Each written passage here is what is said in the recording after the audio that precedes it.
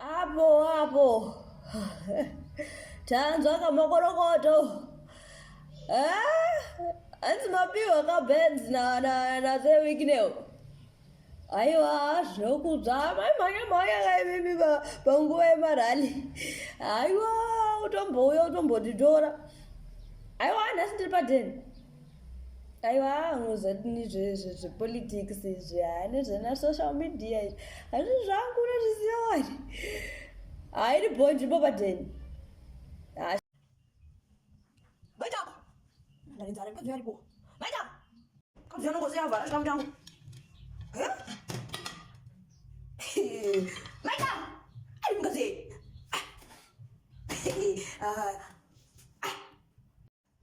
Amanda, maita aku! Mukadzi aripi zvona chicho changu ndichapambana. Koma chichaperere.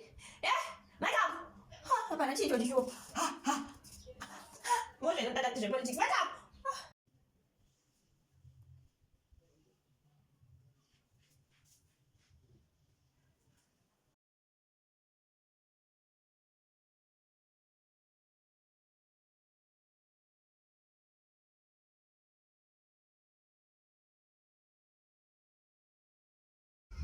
Maita, ndabuda chidanodiridza garden. Hapasina garden. Pakuti kunge pane pavement vele hapasi kumbotoratidza kuti papa negarden.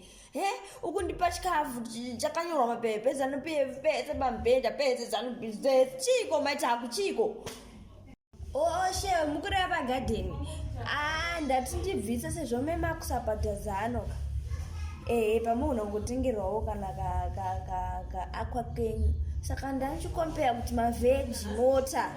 Ndakanati aiwa mavheji ana kuti kochei pane kuti tifambe takagara saka ndabvisa garden ndopa munenge muchipaka mota yenyu papo. Nonyaya yacho. Maita ako ka alright kwacho. Alright. Ndichasapota zano yacho iyoyo. Ndo handisi munhu wesocial media wakutondiita kunge ndite munhu wesocial media ndichamufollowa Wicknell wacho. Maita aku zvapera maita aku inge ndati nditi ndakusapota wadi